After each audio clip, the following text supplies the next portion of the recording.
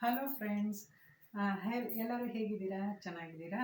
ನಾನಿವತ್ತು ತಂಬುಳಿ ಹೇಗೆ ಮಾಡೋದು, ಅದರಲ್ಲೂ ದೊಡ್ಡಪತ್ರೆ ತಂಬುಳಿ ಹೇಗೆ ಮಾಡೋದು ಅಂತ ಹೇಳ್ಕೊಡ್ತೀನಿ. ದೊಡ್ಡಪತ್ರೆ ತಂಬುಳಿ ಏನಪ್ಪ ಒಂದು ವಿಶೇಷ ಅಂದರೆ, ದೊಡ್ಡಪತ್ರೆನಲ್ಲಿ ಪಿತ್ತಹಾರಕ ಅಂದರೆ ಪಿತ್ತವನ್ನು ಶಮನ ಮಾಡುವಂತಹ ಗುಣ ಇದೆ. ಸೊ ಇದು ಶೀತಹಾರಕ ಕೂಡ, ಆರೋಗ್ಯಕ್ಕೆ ತುಂಬ ಒಳ್ಳೆಯದು ಮತ್ತು ತುಂಬ ಜೀರ್ಣಕಾರಿ ಕೂಡ. ಅಂದರೆ ಬಾಯಿ ಕೆಟ್ಟು ಹೋಗಿದ್ರೆ, ಒಂದೇನೋ ಚೇಂಜ್ ಬೇಕಪ್ಪ ಅಂತ ಅನಿಸಿದ್ರೆ ಈಸಿಯಾಗಿ ಕ್ವಿಕ್ಕಾಗಿ ಮಾಡ್ಕೋಬೋದಂಥ ಒಂದು ರೆಸಿಪಿ ದೊಡ್ಡಪತ್ರೆ ತಂಬುಳಿ. ಹೇಗೆ ಮಾಡೋದು ಮತ್ತು ಅದಕ್ಕೆ ಏನೇನು ಬೇಕು ಅಂತ ನೋಡೋಣ. ಮೊದಲಿಗೆ ಮೆಣಸು, ಒಂದು ಚಮಚದಷ್ಟು ಮೆಣಸು ಮತ್ತು ಜೀರಿಗೆ, ಇದನ್ನು ತುಪ್ಪದಲ್ಲಿ ಹಾಕಿ ಹುರಿಬೇಕು.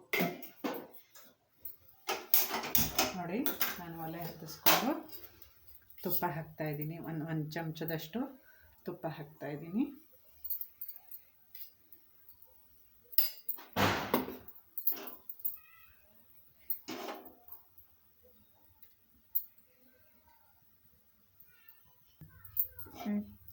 ಇವಾಗ ನೋಡಿ, ತುಪ್ಪ ಕರಗಿರೋ ತುಪ್ಪಕ್ಕೆ ನಾನು ಮೊದಲಿಗೆ ಮೆಣಸು ಹಾಕ್ಕೋತಾ ಇದ್ದೀನಿ.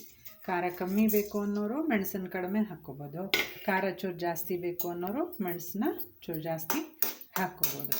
ತುಪ್ಪದಲ್ಲಿ ಇದನ್ನು ಮೊದಲು ಒಂದು ಸ್ವಲ್ಪ ಹುರ್ಕೊಳ್ಳೋಣ. ಇದರ ನಂತರ ಜೀರಿಗೆನೂ ಹಾಕ್ಕೊಂಡು ಹುರ್ಕೊಳ್ಳೋಣ. ಇದನ್ನು ನಾನು ಒಂದು ಸಣ್ಣ ಟೀ ಸ್ಪೂನು ತೊಗೊಂಡಿದ್ದೆ.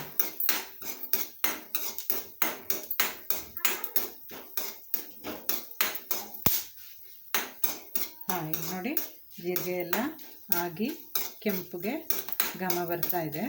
ಈಗ ನಾನೇನು ಮಾಡ್ತೀನಿ, ಇದಕ್ಕೆ ಒಂದಷ್ಟು ದೊಡ್ಡಪತ್ರೆನ ತೊಳೆದಿಟ್ಕೊಂಡಿದ್ದೀನಿ. ಈ ದೊಡ್ಡಪತ್ರೆನೂ ಕೂಡ ಇದ್ರ ಜೊತೆ ಹಾಕಿ ಹುರ್ಕೊಳ್ಳೋಣ. ಈ ಹಸಿ ವಾಸನೆ ಎಲ್ಲ ಇರುತ್ತಲ್ಲ ದೊಡ್ಡಪತ್ರೆದು, ಅದೆಲ್ಲ ಹೋಗಬೇಕು, ಇಲ್ಲ ಅಂತಂದರೆ ಚೆನ್ನಾಗಿರಲ್ಲ. ಇದನ್ನು ಹೀಗೆ ನೀಟಾಗಿ ಎಲ್ಲದನ್ನು ಹುರ್ಕೋಬೇಕು. ಆ ಹಸಿ ವಾಸನೆ ಎಲ್ಲ ಹೋದರೆ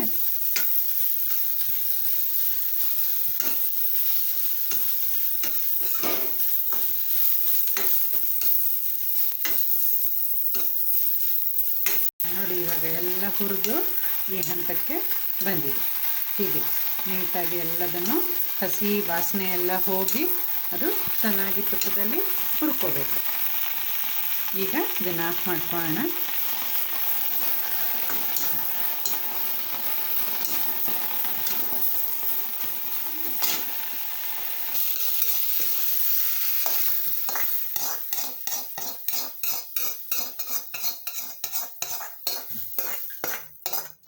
ನಂತರ ನೋಡಿ, ಇದನ್ನೆಲ್ಲ ಹುರಿದಿದ್ದಷ್ಟು ಮೆಣಸು, ಜೀರಿಗೆ, ದೊಡ್ಡಪತ್ರೆ ಅದನ್ನೆಲ್ಲ ಮಿಕ್ಸಿ ಜಾರಿಗೆ ಹಾಕ್ಕೊಂಡು, ಕಾಯಿ ನೋಡಿ, ಒಂದು ಸಣ್ಣ ಪುಟ್ಟ ತೆಂಗಿನಕಾಯಿನಲ್ಲಿ ಒಂದು ಹೋಳು ಕಾಯಿ ತುರಿನ ತೊಗೊಂಡಿದ್ದೀನಿ. ನೀವು ಕ್ವಾಂಟಿಟಿ ಎಷ್ಟು ತೊಗೋತೀರಾ ಅನ್ನೋದ್ರ ಮೇಲೆ ಅದನ್ನು ಜಾಸ್ತಿ ಅಥವಾ ಕಡಿಮೆ ಮಾಡ್ಕೋಬಹುದು.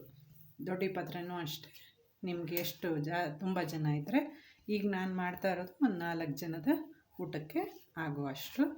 ಜಾಸ್ತಿ ಜನ ಇತ್ತು ಅಂದರೆ ಜಾಸ್ತಿ ಮಾಡ್ಕೋಬೋದು, ಕಡಿಮೆ ಜನ ಇತ್ತು ಅಂದರೆ ಕಡಿಮೆನ ಮಾಡ್ಕೋಬೋದು. ಈಗ ನೋಡಿ, ಇದಕ್ಕೊಂದು ಸ್ವಲ್ಪ ನೀರನ್ನು ಸೇರಿಸಿ ರುಬ್ಕೊಳ್ತೀನಿ.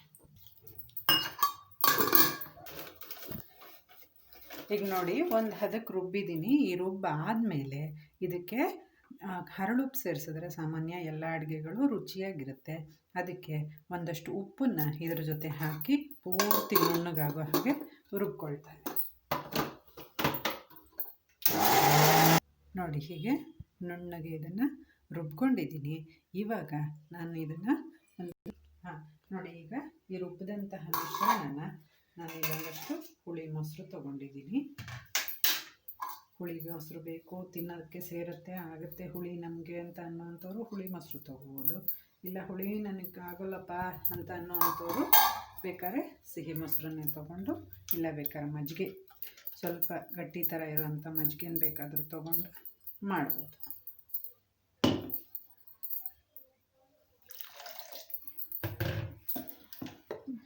ಈಗ ನೋಡಿ, ರುಬ್ಕೊಂಡು ಅದನ್ನು ಈ ಹುಳಿ ಮೊಸರಿನ ಜೊತೆಗೆ ಬೆರೆಸ್ಕೊಂಡಿದ್ದೀನಿ.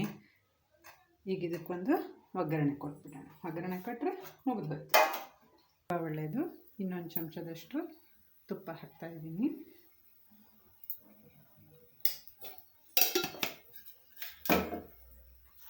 ಈಗ ನೋಡಿ, ಇದಕ್ಕೆ ಮತ್ತೆ ತುಪ್ಪದಲ್ಲೇ ಒಗ್ಗರಣೆ ಕೊಡ್ತಾಯಿದ್ದೀನಿ. ತುಪ್ಪದ ಒಗ್ಗರಣೆನೇ ಚೆನ್ನಾಗಿರುತ್ತೆ, ಎಣ್ಣೆ ಒಗ್ಗರಣೆ ಅಷ್ಟು ಚೆನ್ನಾಗಿರಲ್ಲ. ತುಪ್ಪ ಕಾದಿದೆ. ಇವಾಗ ಒಂಚೂರು ಸಾಸಿವೆ ಹಾಕ್ತಾಯಿದ್ದೀನಿ.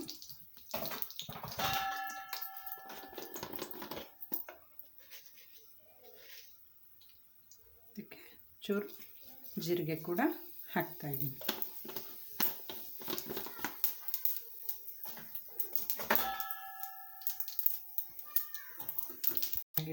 ನೋಡಿ, ಇದನ್ನು ಸೇರಿಸಿದ್ರೆ ಆಯಿತು.